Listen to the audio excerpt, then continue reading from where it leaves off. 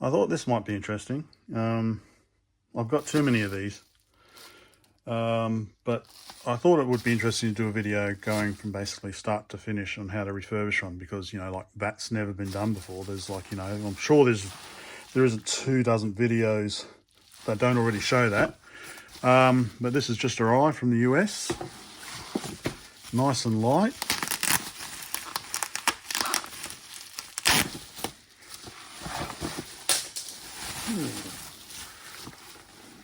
There we go. TS100, otherwise known as the American ZX81. So if you want to get it, these are actually pretty neat computers, ZX81, even though they look pretty crap with the keyboards. But they are actually, they've got a charm. They are, I quite like them.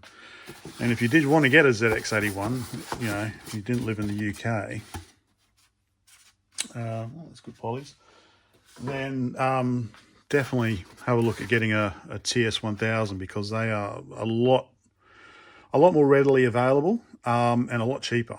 So you can get these a lot easier than you can get a ZX81. So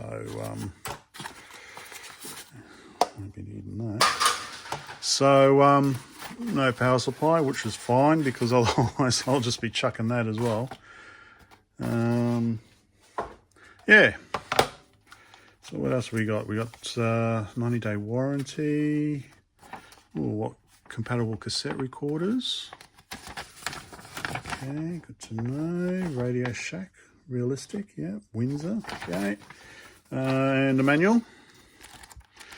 Very good, very good. So yeah, this is it. So no idea if it works, but it's pretty good condition. I usually do a few mods to these. Keyboard looks pretty good.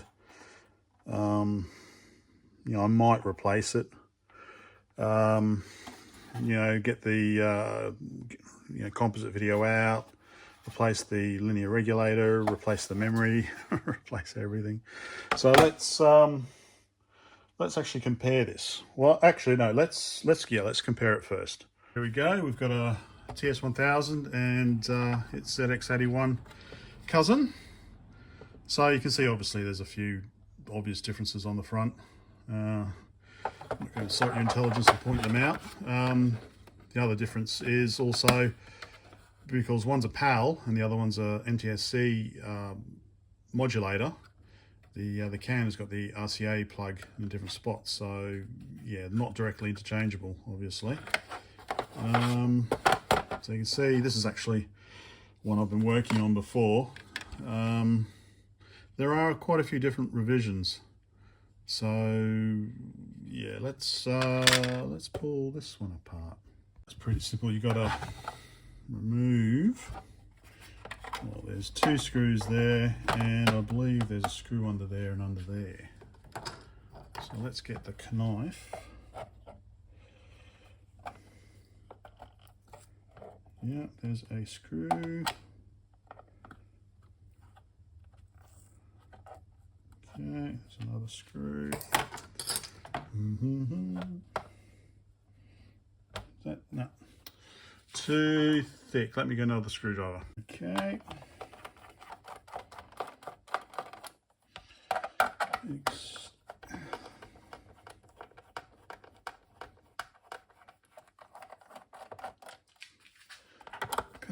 Come meglio.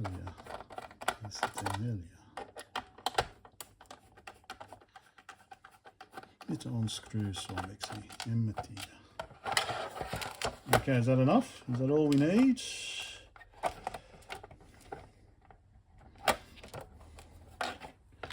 Okay, ciela. Let's have a look. Maybe one up there as well. Don't lose your other feet, Brett.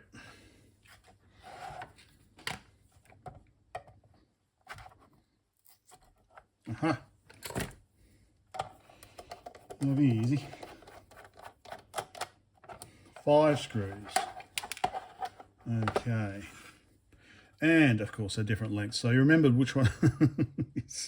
Okay, 4 long ones and 1 short one, so yes, obviously I remember where that one came from. Maybe I assume it's probably this one up here actually. Yeah. Okay, let's see if it'll come apart now. Oh, that was the other thing I was going to show, is the difference in the keyboard. So we've got rub out and we have delete. So I think that was pretty much enter a new, okay, enter a new line. I don't think there was anything else obvious, because everything else is command keys, really, basic commands. So yeah, that's really the only difference. So here we go. Oh, okay. So, oh, okay, silver inside, black inside, another difference. Okay, and screwed in this. Where is it attached? Where is it attached still?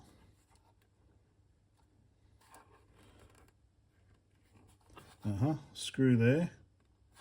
Oh, and screw up there. So 2 more screws.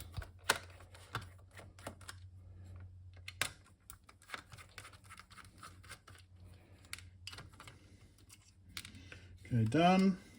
Oh, and we're very careful with the keyboard, because these can actually break. It's not a big deal because you can actually buy new ones. So this one actually looks to be in pretty good shape.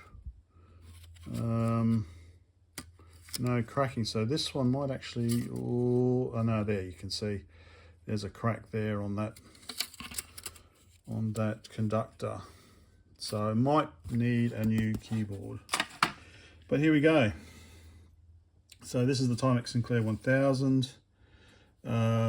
Basically, the other difference is, okay, don't look at that because that's a 16K ROM, or 32K ROM actually. The the TS1000s came with 2K of RAM, whereas the ZX81s only came with 1K of RAM, either a 1K chip or 2 512s. We've got our ROM, we've got our Z80, and we've got our ULA that basically does everything. And this is the latest ULA. The older versions, there's I think 2 older versions, don't include the back porch for the composite signal. So the image isn't as good as it could be. That can be fixed as well by getting a VLA 81 replacement, which is also good because it has a lot of additional things like support for 32K. Anyway, okay, I hate these. This is something else I'm going to do. So I hate these, the way these stick up. So I've got some tiny little surface mount resist. Anyway, that's different. That's a different story. But you can see the. So this is a ZX81. They're pretty much labeled the same. This is an issue 1 board, and this is an issue 3. This is an issue 3 board. Yeah. So what I normally do is I replace the 7805 linear regulator with a modern one. Don't need the heat sink. Gut the modulator and stick in a emitter follower, like buffer, so it can composite out. I would replace this with a VLA 81. Maybe I will do that, I don't know. You can replace the ROM as well. There are newer versions of the ROM if you want to it's all surface, and also replace the RAM. So unfortunately, yeah, everything's socketed except for the RAM, which is a nice ceramic one actually, NEC. So I'll have to desolder that. So first thing will be to replace the regulator. Replace the modulator to see if it works, but I'll also replace the regulator as well because it's pretty straightforward. Let me just get the lid off. Yeah, so I'll just gut that, and one I prepared earlier. So there we go. So that's pretty simple. That's something you can do. I've also got little boards that you can go in there. So say you had an older ULA that didn't have the back porch. I've got a board in there which will add the back porch in, but not needed. So I'm just going to do that and replace the regulator. I just spotted this transistor. I think it's a transistor. Look at the legs of the base and the collector. They are practically touching. That is a bit dodgy, isn't it? So I'll be fixing that right up. Alright, so I'm going to do the regulator first. Get rid of the regulator. You can also get rid of the channel select as well, that won't be needed. And so my Moldovan bike computer with all DIN connectors, it's like, well, people say, well, you got the same connector for power and for cassette. It's like, well, okay, which is the 9 volts DC in and which is the cassette in? They're all the same. Yeah. Anyway, so let's unscrew that.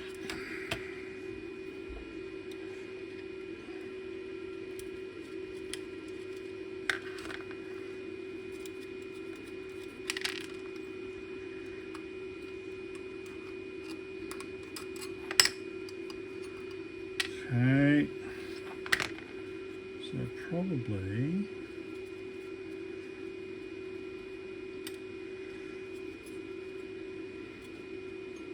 I might get rid of the screw. I might get rid of the switch first, and then do that one. So I'm not going to film that; it's going to be a bit boring. Now I've got the switch off, and I've added a bit more solder for the regulator. I'm trying to reflow it a bit, so I can see it's come through on the input and the output. So, you know, you can see it's newer silver, but the ground in the middle, just barely. So because, you know, large ground plane, it really sucks up the heat. So that might cause me problems with the desoldering iron. So I might give it a bit more heat just to reflow it, so I can try and suck it all out. Actually, one other difference between the ZX and the Timex Sinclair is, I think, this grounding thing. That's why we have the base coated in this kind of, I assume, is conductive coating, is so we've got a grounding. I assume the top case is the same. So that's another little difference. Anyway, let's continue.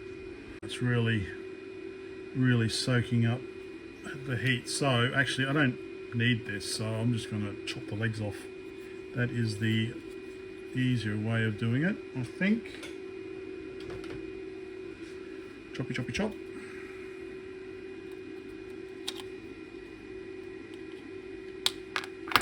Done. I just need to get those out. Let's see how we go with that.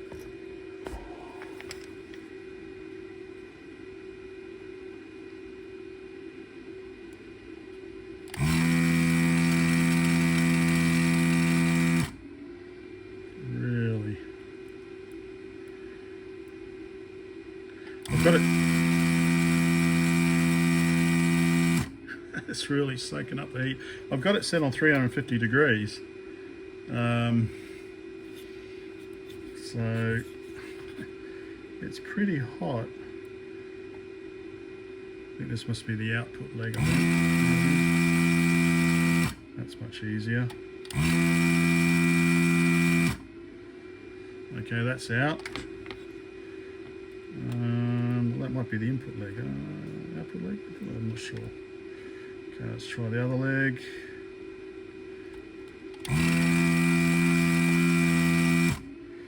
I think the ground might be sucking up some heat from it as well.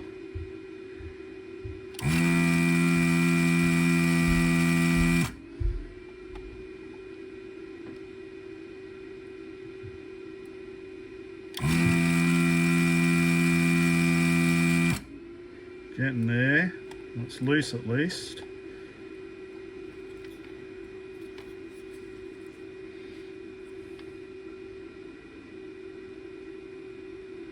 All right, let me just put this down, I'll be back. Okay, pretty, bit of a hatchet job, but I think main thing is the pads, because this this middle ground solder pad underneath can come off if you put too much heat on, because it's all mainly on this top side. But pretty sure, yeah, it's all, there's no bridging there. So let's have a look. What can we put in? Not that, not that. Maybe that one. 5.1 amp. What are these Tracos? Here's one I've got ready. I think these are 9 volt. These Tracos are 9 volt. 75. Nope. Nope. Nope. Minus 5 volts. Nope. 3 to 12 volts. Oh no, that's 12 volts. Okay. So I've got a easy SBC already done. So that'll go. Because I can either, I don't have any Tracos left. No, I don't have any little 5 volt Tracos left. That's fine.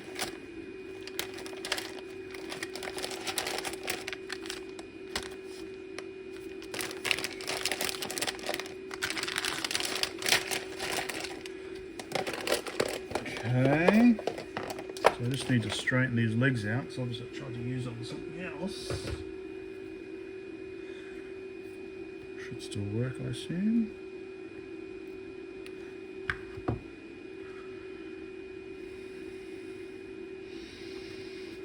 Okay.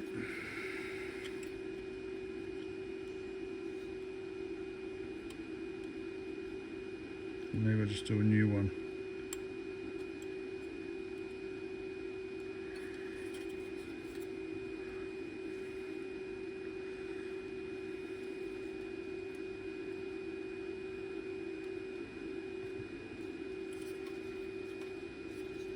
Okay.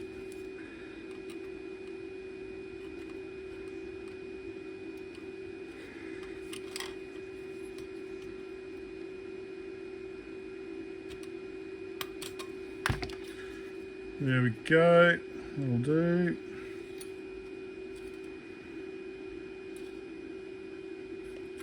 Should be okay. All right, I'll be back. Okay, so I've just done the basics, which is replace the regulator first. So I'm just going to plug this in and basically see if it's working, see if it's drawing some current, and then I'll do the modulator. All right, so here's my little power cable I made for my Atari 2600.